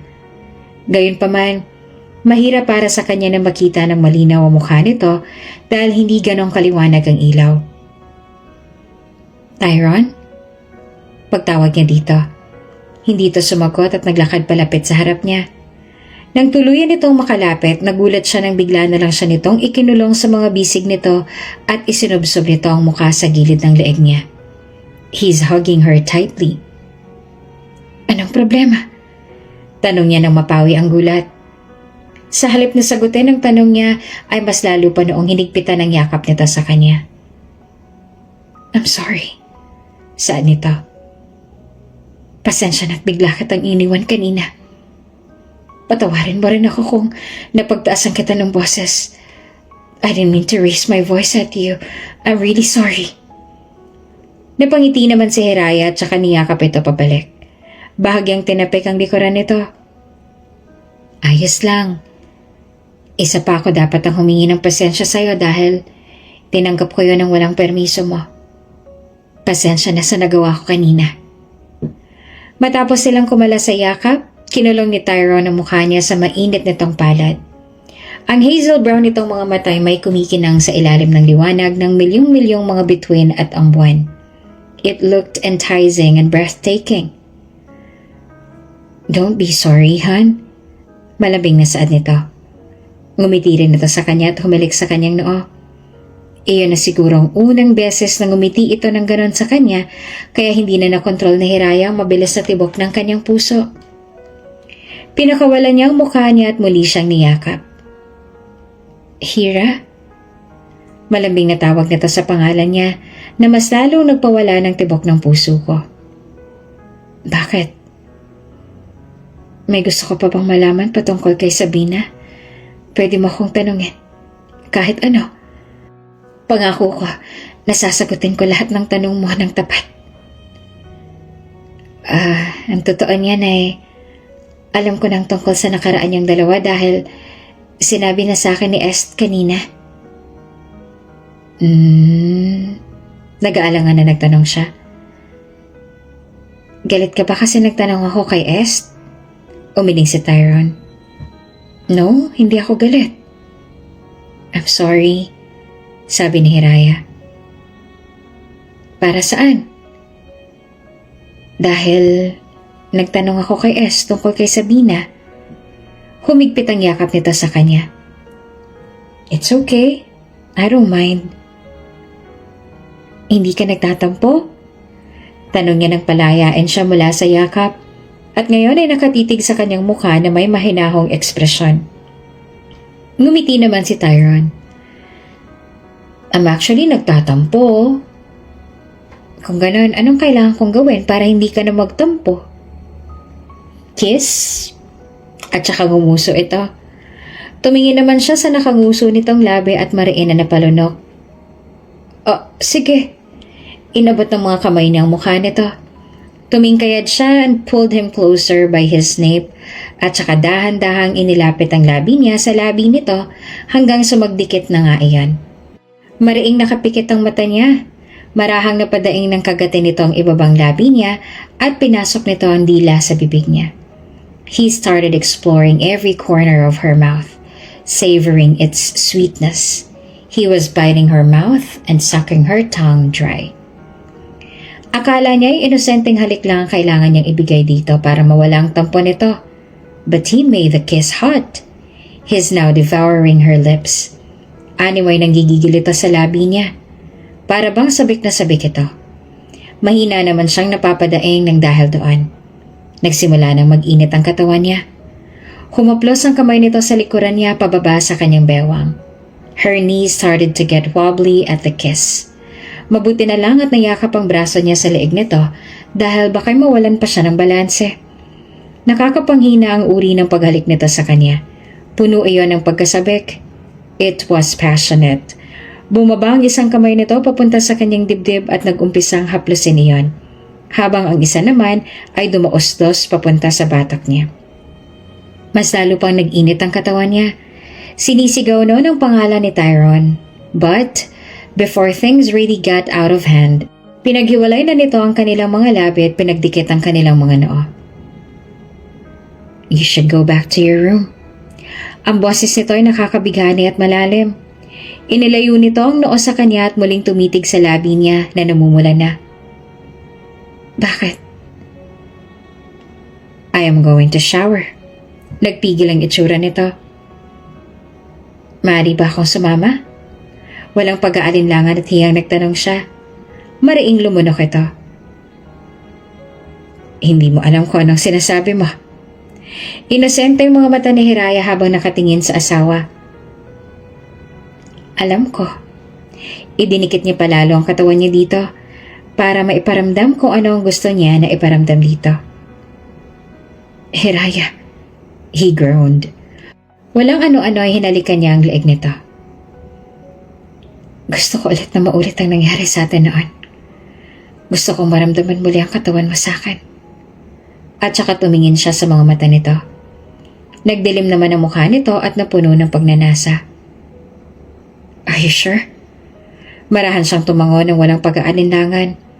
Sa totoo lang, matagal niya nang gustong mangyari ulit yon. Hinihintay niya lang talaga na itong magsabi nun pero lagi itong nagpipigil. Marahil ay mas iniisip nito na magiging hindi siya komportable roon.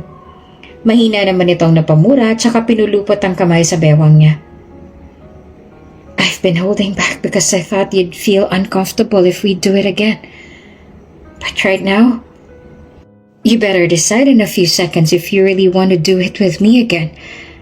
Because once I start, I'm not going to stop.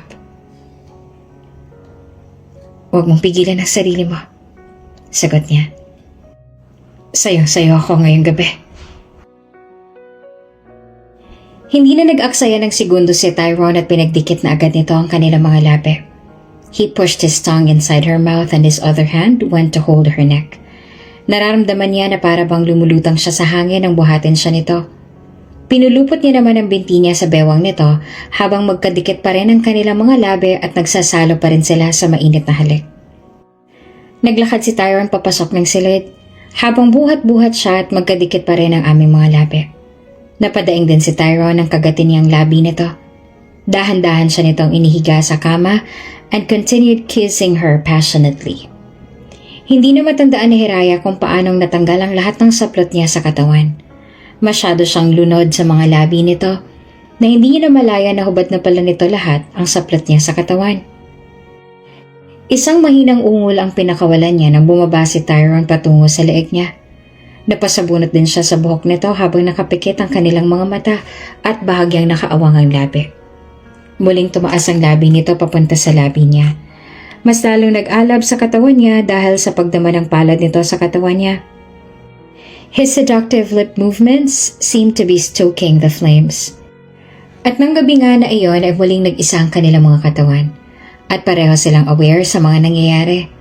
Ngunit wala silang kahit katiting na pagsisisi na nararamdaman. At magmula nga nang may mangyari ulit sa kanila ay ramdam ni Hiraya na mas lalo pang lumalim ang koneksyon nila sa isa't isa. Nadama niya ang koneksyon na kailanman ay hindi niya nadama noon at sigurado siya na ganoon din ang nararamdaman ni Tyrone. Niyakap ni Hiraya ng mahigpit ang asawa na mahimbing na natutulog ngayon. Nakatagilid siya ng higa sa kama habang yakap-yakap naman ito. Nakasubsob naman ang mukha nito sa kanyang dibdib at nakayakap ang isa nitong braso sa bewang niya. Tyrone looked really comfortable in this position. Malakas ang buhos ng ulan ngayon sa labas na sa palagay niya ay may bagyo dahil sa lakas ng pagbuhos ng ulan. Sigurado ay nasa 3 o'clock na ng hapon. Pareho lang sila na tinatamad kaya nagpahinga na lang muna sila. Hindi pa nagtatagal since nakatulog si Tyrone ay tinapos muna kasi nito ang trabaho bago nahiga sa kama sa tabi niya and then he asked her to cuddle him. Naglalambing. Sinuklay niya ang buhok ni Tyrone gamit ang kanyang daliri. At napapangiti siya when he groaned in his sleep, na para bang nag-e-enjoy ito sa ginagawa niya. Marahan na hinalikan niya rin ang tuktok ng ulo nito at nagpatuloy sa pagsusuklay sa buhok nito gamit ang kanyang mga daliri. Humigpit din ang yakap sa kanya ni Tyrone pero hindi ito nagising. Pakiramdam niya ay punong-puno ang puso niya ngayon. She's so in love with this man. Pakiramdam niya ay araw-araw siyang nahuhulog sa taong ito at oras-oras pa ay palalim ng palalim ang nararamdaman niya para dito. Mula nang mapagtanto niya kung ano ang nararamdaman niya para sa asawa, lagi niya nang pinaparamdam dito ang kanyang pagmamahal. Hindi niya lang alam kung nararamdaman ba nito. Ayaw pa ni Hiraya na umamin dahil hindi pa siya sigurado kung pareho ba sila ng nararamdaman. Alam niyang dahil lang sa magiging anak nila kaya sila nagpakasal at kaya nito ginagawa ang lahat ng ito. Ngunit umaasa siya na isang araw ay matututunan din siyang mahalin nito. At hindi rin naman siya magsasawang iparamdam dito ang pagmamahal niya. Hindi niya na namalaya na nakatulog na rin pala siya habang yakap-yakap ito at ang kanyang kamay ay nasa ulo pa rin ito. Nagising lang siya nang maramdaman na may masuyong humahaplos sa ulo niya na para bang sinusuklay ang kanyang buhok. Dahan-dahan niyang minulat ang kanyang mga mata. Ang napakagwapong mukha ng kanyang asawa ang bumungad sa kanya ng sandaling imulat niya ang kanyang mga mata. Diretso nakatitig sa kanya ang mga mata nito at may ngiting nakaukit sa labi nito. "How's your sleep?" tanong nito. "Naayos naman ang tulog ko. Ikaw?" "Nakatulog din ako ng maayos. Napaniginipan ko kayo ng anak natin. Excited akong kasama natin siya." Sagot nito bago hinalikan siya sa noo. "Dinner's ready. Gusto mo bang ipadala ko na lang dito ang dinner mo para hindi ka na bumaba?" Hindi na kailangan. Sa baba na ako kakain." Sagot niya. Hinintay ni Tyrone na matapos siyang mag-ayos bago sila sabay na bumaba ng hagdan at pinaglingkuran agad siya nito. Ito ang naganda ng pagkain niya. At kulang na lang ay subuan siya nito. Si S naman ay hindi kumakain dahil diet daw. Nakaubos daw kasi ito ng isang buong Toblerone kahapon at nadagdagan agad ang timbang. Pagkatapos silang kumain, he prepared her vitamins and milk. Nagtungo din sila sa balcony to get some fresh air. Inuubos niya ang gatas niya na si Tyrone ang nagtimpla. Yakap-yakap siya ni Tyrone ngayon mula sa kanyang likuran at ang baba nito ay nakapatong sa kanyang balikat. Nakatingin naman ito sa kalangitan na nagiging kulay lila sa bawat pagkidlat. Pangalanan kong anak natin ang kidlat paglabas niya. Wika nito na nagpatigil kay Tyrone sa paghalik sa kanyang balikat. Why kidlat? Dahil maganda ang kidlat. Sagot niya tsaka tinuro ang kalangitan na nagiging lila dahil sa pagkidlat. Tingnan mo oh. Ang ganda diba? Yeah, pero hindi na ba talaga magbabagong isip mo? Kidlat talaga? Dilingan niya ito. Bakit? Ayaw mo ba sa pangalan na kidlat? Umiling ito. It's not that I don't like it. I think kidlat is a cute name but, well, makakapag-isip pa siguro tayo ng mas magandang pangalan para sa anak natin? Sabagay. Sagot niya bago binalik ang tingin sa kalangitan. Nang mag-umpisa nang tumulo ulit ang ulan, pumasok na sila sa kanilang silid. Naliligo pa si Tyrone pero nakaramdam na siya ng antok kaya nauna na siyang mahiga sa kanilang kama. Nagising din naman agad siya nang maramdaman niyang naupo si Tyrone sa kanyang tabi. Kahit gising na siya ay nagkukunwari pa rin siyang tulog. Nanunuot sa ilong niya ang mabangong amoy ng kanyang asawa. Gustong-gusto niya na ang amoy nito. Nakaka-addict. Pag nasa malapit lang ito sa kanya, parang gusto niyang isubsub lagi ang kanyang mukha sa leeg nito. Sunod ay nararamdaman niya ang kamay nito sa kanyang tiyan na humahaplos doon. Marahan lang ang paghaplos nito para hindi siya magising. Ang pagsasama nilang dalawa ay mas lalo pang tumamis sa tumibay dahil sa sobrang pag-aalaga sa kanya ni Tyrone at pagtrato nito sa kanya ng tama. Nalaman din ni Hiraya mula mismo kay Tyrone na kinakausap nito si Sabina para tigilan na sila at ang panggugulo nito sa kanilang pamilya. Inamin din ni Tyrone sa kanya na pinagbantaan nito si Sabina na ilabas ang lahat ng baho nito na magiging dahilan para masira ang career nito kung hindi sila titigilan kaya naman pala tila wala ng kahit anong paramdam sa kanila si Sabina. At aaminin niya na masaya siya sa ginawang yon ni Tyrone. Mabilis nga na lumipas ang mga araw at buwan at ngayon nga ang araw na malalaman nila kung ano ang gender ng kanilang anak. She was dressed in a white with a hint of gray maternity reversible cowl dress habang tumitingin sa kanilang backyard na puno ng decorations. Her hair was styled in a low braided bun. It is a combination of a loose braid on one side and a smaller one wrapped in a bun. Nakasuot din siya ng set ng necklace and earrings na bigay sa kanya ni Tyrone. Hindi na siya hinayaan ni S na tumulong sa pag-aayos sa mga decorations dahil konti na lang naman daw ang aayusin. At sinabihan siya nito na maupo na lang at manood. Ilang sandali pa ay dumating na rin ang mga magulang ni Tyrone at ang mga kamag-anak nito na lahat ay present at sobrang excited para kay Tyrone. Nagpakilala kay Hiraya ang mga pinsan ni Tyrone na hindi niya nakilala noon at malugod na tinanggap naman siya ng mga ito. Hindi rin nagtagal at nagsimula ng party at mas lalo pang umingay ang backyard nang dalhin ni S ang balloon at ibinigay sa kanya ang pangtusok. Nandito sila ngayon sa harapan at ang mga pinsan at kaibigan ni Tyrone ay sobrang iingay. Ang iba naman ay kumukuha ng video. Ang magulang ni Tyrone ay naiiyak na. Lalo na nang binigay ko na kay Tyrone ang isa pang tusok sa balloon. Wow! Lalaki yan! Babae yan! Pustahan! Lalaki yan! Best friend namin yan! Wow! Yung sigaw ng dalawang kaibigan ni Tyrone ay aakalain mo sumali sa patimpalak ang kaibigan nila dahil grabe ang support. Iputok mo na Tyrone! Huwag mo nang patagalin! Putukin mo na! Tusukin mo na! Natatawa na lang si Hiraya sa kanila. Nagpustahan pa talaga sila kung ano ba ang gender na magiging anak nila. At si Zack ang pasimuno ng pustahan at hindi lang pasimpleng pustahan iyon. Dahil hindi biro ang mga ipinusta nilang yaman. She turned to gaze at her anxious-looking hubby. Tinaasan niya rin ito ng kilay. I'm nervous and excited, he admitted. Halata naman na kanina pa ito excited at kinakabahan din. Inutusan pa nito ang pinsan na si Adrian na kumuha ng maayos na video pero ang inutusan nito ay kanina pang kakasigaw. Putukin mo na kasi, tay! Sigaw naman ni Adrian. Maghintay ka! Sigaw naman pabalik ni Tyron. Eto na ha! Sabay nilang inamba na tutusukin ng balon at humigpit din ang hawak nito sa kanyang kamay. Whatever your gender is, Mom and Dad will love you more than anything in this world.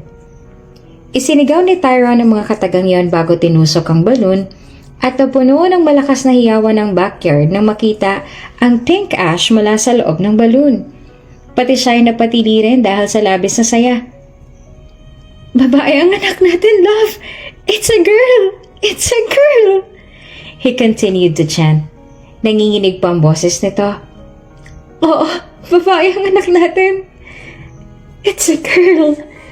Tyron chanted again as they parted from the hug. Babae ang anak ko. We now have a princess, Mom, Dad. Oh, walang iyakan. Sabi sa inyo, babae. Congratulations! Woo! Congratulations! Panalo ko! Congrats, man! Tyron turned his face towards her once more, then enveloped her in his warm embrace. Thank you so much, hon. I love you so much. Kumalas ito sa yakap at ikinulong ang kanyang mukha sa mainit nitong palad. Kumikinang ang magkaibang kulay ng mga mata nito dahil sa luha. Puno ng galak ang mukha nito. Pakiramdam niya naman ay sasabog dahil sa tuwa ang puso niya. At ang mabilis na tibok ng kanyang puso ay mas lalo pang bumilis nang bigla na lang lumuhod sa harapan niya si Tyron. Inabot nito ang kanyang kamay at saka tumingala sa mga mata niya. Alam kong hindi ko pa nasasabi to sa'yo noon. Pero ngayon ay handang-handa na akong sabihin sa'yo ang tunay kong nadarama. Panimula ni Tyron. Mahal kita, Hiraya. Mahal na mahal kita. At ikaw lang ang tanging babae na gusto kong makasama habang buhay. Wala na akong ibang gustong makasama sa pagtanda, kundi ikaw lang. Hindi naman agad nakapag-react si Hiraya dahil sa sinabi ni Tyron. Sobrang bilis ng tibok ng puso niya at pakiramdam niya ngayon ay nananaginip lang siya. Hindi siya makapaniwala na mahal siya nito. Oo nga't matagal niya nang hiniling na marinig ang mga katagang yon mula dito. Ngunit ngayon na narinig niya na iyon ay para bang sandaling nawala siya sa kanyang sarili at sobrang hindi siya makapaniwala. I love you so much, Hiraya. At ayoko na mawala ka pa sa akin. I can't imagine my life without you. So, will you marry me again and be with me for the rest of our life? At hindi na rin siya nag-aksaya ng pagkakataon. Marahan siyang tumango habang ang kanyang mga luha ay wala pa ring humpay sa pagbuhos. Oo naman, pakakasalan ulit kita. Dahil mahal, na mahal din kita. At sa wakas, ay nasabi niya rin ang mga katagang yan. Masayang-masaya ang mga taong nakapalibot sa kanila dahil sa nasaksihan. Napuno ng malakas na hiyawan at palakpakan ng backyard lalo na nung isuot ni Tyron ang singsing sa kanyang mga daliri. Bago tumayo at niyakap siya ng mahigpit at saka paulit-ulit na nagpasalamat. When Tyron suddenly claimed her lips in front of everyone, mas lalo pang lumakas ang kanilang mga hiyawan at tuksuhan. Tyron didn't care that his family was present and was looking at them. Amidst the kiss, naramdaman ni Hiraya ang luha na tumulo mula sa mga mata ng kanyang asawa, kaya lumayo siya dito at kinulong ang mukha nito sa kanyang palad. Oh, bakit ka umiiyak? Nag-aalala niyang tanong. Ngumiti sa kanyang asawa. Masaya lang ako. Dahil mahal mo rin ako. Napakaswerte ko at ako ang iyong naging asawa. Inabot ng kamay nito ang mukha niya. Pinapangako ko na mamahalin kita hanggang dulo at hindi kita sasaktan. At tinupad nga ni Tyron ang pangakong yon sa kanya. Lahat nga ng maaaring makapanakit sa kanya ay iniwasan nito. Naging mabuti itong asawa sa kanya at ang kanilang buhay ay mas lalo pang sumaya nang dumating sa buhay nila ang kanilang anak na si Samantha Rain de Vincenzo. Nang mga anak siya kay Samantha ay sinunod nila ang muli nilang pagpapakasal na dalawa. Pinag-aral din ulit siya ni Tyron at nag-take siya ng mga special courses and tests para makapagkolehiyo na kaagad siya at mapag-aralan ng course na gusto niya at full support sa kanyang asawa at mga magulang nito. May yaya na nagbabantay sa kanilang anak. Ganun pa man, sa kabila ng pareho nilang pagiging abala, ay naglalaan talaga sila ng oras para sa kanilang anak.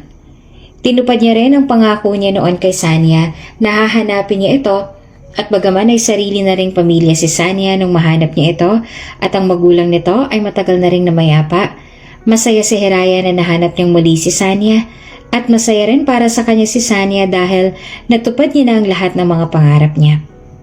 Napangiti si Hiraya nang biglang yumakap mula sa likuran niya si Tyrone habang abala siya sa pagluluto ng breakfast nila. "Good morning, gorgeous." Malambing na bati nito sa kanya sabay halik sa exposed niyang balikat. "Good morning, handsome. 5 minutes more and breakfast will be served," sabi niya naman. Masipag mag-aral si Hiraya at sadyang likha ng pagiging matalino, kaya naman kung noon ay hindi siya marunong mag-English, ngayon naman ay ka-level niya ng mga English speaker. Naramdaman niya naman na tumango ito. Nagpatuloy na si Hiraya sa pagprito ng bacon. Tyrone was still hugging her from behind, and his chin was resting on her shoulder. Pinapanood nito siyang magluto and sometimes giving her a kiss on the right cheeks. Naglalambing. "You smell so good." Puna nito and buried his face on the right side of her neck, leaving tender kisses. Napapahagikik naman si Hiraya dahil sa ginagawa nito. Nakikilirti rin siya sa mainit nitong hininga na tumatama sa balat niya. Nakayakap lang ito sa kanya hanggang sa matapos siyang magluto. Clingy na talaga ang kanyang asawa noon pa. Pero mas clingy ito ngayon dahil aalis ito ng bansa at ilang linggong mananatili sa New Zealand dahil sa business trip. Kaya naman panay ang paglalambing nito sa kanya dahil ilang araw din silang maghihiwalay. Matapos niyang maihanda ang dining table, narinig na nilang maliit na boses ni Samantha. Kinakausap ang pusa nitong si Sunshine. Seconds later, pumasok na ito sa kusina, kasunod si Sunshine na kasuot ito ng damit. Magulo pang itim at kulot na buhok ni Samantha dahil kakagising lang. "Miss Sunshine, walk a bit faster. You're so mabagal mag-walk, ha?" Tumatawang saad ni Samantha bago bumaling sa kanilang tingin at saka matamis ang ngumiti. "Good morning, Mommy. Good morning, Daddy." Masayang bati nito sa kanila. "Good morning, beautiful." Ang bati naman ni Tyrone. At tinipang braso at nag-crouch down. Samantha immediately ran towards him, embracing and planting a kiss on her father's cheek. Pagkatapos sa daddy nito, ay lumapit ito sa kanya para yakapin at halikin siya sa pisngi. She did the same to her bago ito pinaghilan ng upuan at sinandukan ng kanin. Samantha's favorite is bacon, kaya hindi yun pwedeng mawala sa hapag. "Mommy, Daddy, you know I had a very beautiful dream last night," kwento ni Samantha habang kumakain. "Really? What was your dream about, sweetheart?" she asked. At habang kumakain sila ay panay ang kwento ni Samantha tungkol sa panaginip nito na tungkol daw sa adventure nila ni Sunshine sa panaginip nito na nakapunta raw sila sa space at nakipaglaro sa mga bituin. At hindi lang doon natapos ang panaginip nito dahil marami pa yung mga kasunod. 5 taon pa lamang ang kanilang anak ngunit kapansin-pansin ang sobrang talino nito at pagkagusto sa mga bagay na hindi maipaliwanag. Lalo na pagdating sa kalawakan kaya naman hindi na sila magtataka kung isa sa magiging pangarap ni Samantha ay ang aerospace engineering o kaya naman ay maging isang astronaut. Lumaki si Samantha na isang napakatalino at gandang bata. Kaya nag-aalala na ang ama nito sa mga lalaking nagbabalak na madigaw dito. Itim na itim ang kulay ng buhok ni Samantha, nasing itim ng buhok ng ama. Namana rin ni Samantha ang kulay ng kanyang mga mata na hazel brown eyes. Her petite face with rosy cheeks, red lips, a small, pointed nose, and a skin as fair as milk. Beyond her physical charm, she exudes sweetness, kindness, intelligence, and respect. Sunday ngayon at mamaya pang 2 p.m. ang flight ni Tyrone papuntang New Zealand for his 1-week business trip. Nandito sila ngayon sa sala to have more bond with him. Mamimiss kasi nitong si Samantha ang ama dahil hindi naman sila pwedeng sumama dahil may pasok si Sam. Nakakando ngayon si Samantha sa ama. Pinapakita ang drawing nitong UFO. Siya naman ay pinapanood lang ang mag-ama niya na mayroong ngiti sa kanyang labi. They're so cute. Hindi sila nakakasawang pagmasdan. Observing them fills her heart with joy and warmth, as if a gentle and warm palm is cradling her heart. Ang dalawang to ang tahanan niya, ang pinakapaborito niyang pahinga at view. Daddy, alam niyo po ba sabi po ng classmate ko na si Train, ay pretty daw po ako at pagtanda raw po namin ay kami raw pong magpapakasal. Pareho silang nabigla dahil sa sinabi ng kanilang anak. Gulat pa silang nakatinginan bago binaling ang tingin sa anak nila na inosente namang tiningnan ang drawing nito. Ano? Sinabi niya sa'yo yon? Naiinis ang tono ng boses ni Tyrone. Tumango naman si Samantha. Opo, Daddy. Pero mag-wait naman daw po siya hanggang nasa right age na raw po kami. Ano pong marriage, Daddy? Nakakain po ba yon? Sabihin mo sa kaklase mo na nagsasabi sa'yo niyan na hindi ako papayag na pakasalan ka niya. Kung talagang gusto ko niyang hingi ng kamay mo ay dapat na humarap muna siya sa akin at kailangan na malampasan niya ang lahat ng mga pagsubok ko bago lang mangyayaring mga gusto niya. Nagtaka lalo si Samantha sa sinabi ng ama, habang si Hiraya naman ay pinakalma ang kanyang asawa dahil mga bata pa naman ang kanilang anak. At ang kaklase nito na nagsabi na gustong pakasalan si Samantha kaya hindi nito kailangan na magalit o mag-alala dahil normal lang naman yon sa mga bata. Sobrang overprotective lang talaga ni Tyrone sa kanilang anak kaya naman ganun na lang ito kung mag-react. Mabuti na lang at sinantabi na ni Tyrone ang sinabi ng kanilang anak na may gusto na kaagad na magpakasal dito. Umiyak na nang umiyak si Samantha nung umalis na ang daddy nito. Mabuti na lang at nakatulog din kalaunan at nalibang din kay Sunshine. Nang maggabi naman, Samantha asked her grandparents to sleep with her para hindi ito malungkot kasi malayong ama nito. Agad naman na pumayag ang magulang ni Tyrone na pumunta agad sa bahay. May dala pa nga silang toys for Samantha. Although umiyak muna ito at hinanap ang daddy niya bago ito nakatulog. Stop crying, little flower. Uuwi din naman kaagad si daddy. Pang-aalo ni Tyrone sa kanilang anak na nakaupo sa gitna ng kama nila. Kaharap ang laptop at tumutulo na rin ang luha. Tumawag si Tyrone dahil gusto nitong makausap ang kanilang anak kaya wala na naman tuloy tigil sa pag-iyak si Samantha dahil sobrang miss na nito ang daddy niya. Daddy? Hikbi ni Samantha. Nakaupo naman si Hiraya sa tabi ng anak at inaalo ito. I'm going to buy you a lot of toys. Do you want that? Sabi ni Tyrone sa anak. Gusto ko po ng spaceship siya ka UFO po, Daddy. Tumutulo pa rin ang luha na sambit ni Samantha. Ngumiti naman si Tyrone. Nasa loob ito ng sasakyan papunta sa hotel na tinutuluyan nito. Okay, Daddy will buy you a lot of toys. What else do you want, baby? Samantha sobbed, tears streaming down her pinkish cheeks. Ew, I wanna hug Daddy. Bumalatay ang lungkot sa mukha ni Tyrone dahil sa naging tugon ng anak. He nodded and she heard him speak to his new secretary. ZR, sa tingin mo kaya ko kayang tapusin ang mga trabaho ko dito ng isang araw lang? I don't think so, sir. Masyado pa pong marami yon. Tugon naman ni ZR. Tyrone glanced at the screen with a sorrowful expression. I'm sorry, baby. It's okay, Samantha responded. Don't forget my toys, Daddy. Ngumiti naman si Tyrone sa anak. I promise, Daddy will not forget it. Pinunasan ni Samantha ang luha ng mga mata nito gamit ang likod ng kamay. Thank you, Daddy. I love you, she said with hiccups, looking incredibly adorable. Daddy loves you too, little flower. Be a good girl to Mommy, okay? Tyrone replied with affection. Pagsapit ng gabi, tumawag ulit si Tyrone para kausapin ang anak nila hanggang sa makatulog ito. Kahit na alam ni Hiraya na pagod ang kanyang asawa sa trabaho, he still made time to call them and talk to their daughter. Don't worry about us, love. We'll be okay. Worry about yourself, she assured him. Mababa lang ang boses niya dahil baka magising si Samantha. Eat on time and don't overwork yourself, okay? His smile grew wider. Yes, boss. I love you. I love you too, and I miss you so much. Naglalambing na sambit nito, and he was making a sad face. Gusto ko nang umuwi. I miss you too.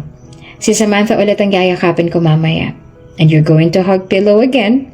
She teased him. Ngumuso naman ito na mahinang ikinatawa niya.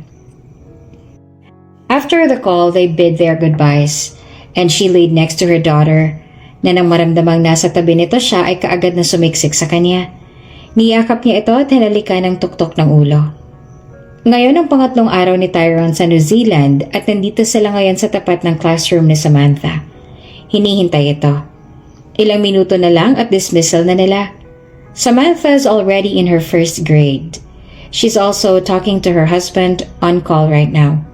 Kahit na busy pa sa trabaho ay talagang tumawag ito sa kanya para raw sabay na rin nilang sunduin ang kanilang anak. Hindi magandang panahon ngayon. Kanina maayos naman, she said. Bigla na lang dumilim ang kalangitan kanina at bumuhos ang malakas na ulan. Kanina naman at kagabi ay maayos naman ang panahon. The weather has been unpredictable these days. Mabuti na lang at uwian na ni Samantha. Mag-ingat kayo. Tell Mang Tony na magdahan-dahan sa pagmamaneho. Bilin naman ni Tyrone. Oh, it's Samantha. Masayang sabi niya na makita si Samantha na nangunang lumabas sa pinto ng classroom nila at hawak-hawak ang bottled water nito. Mommy! Samantha ran towards her, embracing her tightly. She immediately hugged her back and bent down to kiss the top of her head. Is that Daddy? She asked and she nodded. Hello, Daddy, I miss you. Hello, little flower. Daddy missed you too. Sabi ni Tyrone na nagpalapad sa ngiti ni Samantha. Panay ang usap na mag-ama habang naglalakad sila papunta sa sasakyan nila hanggang sa makapasok sila sa loob at pinaandar na ni Mang Tony ang sasakyan. Kinukulit ni Samantha ang ama tungkol sa pink unicorn nito. Daddy, teacher told me that I did very good today. Pagkukwento ni Samantha sa ama. Nakatingin siya ngayon sa labas ng bintana dahil palakas na ng palakas ang ulan. Aba, very good naman ang baby namin na yan. Sabi pa ni Tyrone sa kanilang anak. Mang Tony, magdahan-dahan lang po kayo sa pagmamaneho ha. Pakiusap niya kay Mang Tony. Opo, ma'am. Tugon nito. I miss you na po, Daddy. Sana po umuwi ka na po. I love you din po. Biglang sabi ni Samantha bago tumingin sa mukha niya. And I love you so much, Mommy. Always and forever, Samantha declared. Hiraya smiled. And Mommy loves you more than anything in this world, she said before tickling her, filling the car with her angelic laughter. Daddy, Mommy's tickling me! Sumbong ni Samantha habang tumatawa. Napuno ng masayang kwentuhan at tawanan ng buong sasakyan. Ang boses ni Samantha ang nangibabaw habang nagkukwento sa ama tungkol sa mga aliens. At mas lalo pang naging masaya ang kanilang anak nang umuwi ang ama nito kinabukasan dahil hindi na raw nito matiis ang sobrang pagkamis sa kanilang dalawa. Masayang masaya naman si Hiraya dahil kahit ilang taon ang lumipas ay sila pa rin ang inuuna palagi ni Tyrone at talagang hindi rin ito makaya na malayo sa kanila. Sobrang swerte niya talaga sa kanyang mag-ama at wala na siyang ibang maghihiling pa dahil ang mga dasal niya ay natupad na.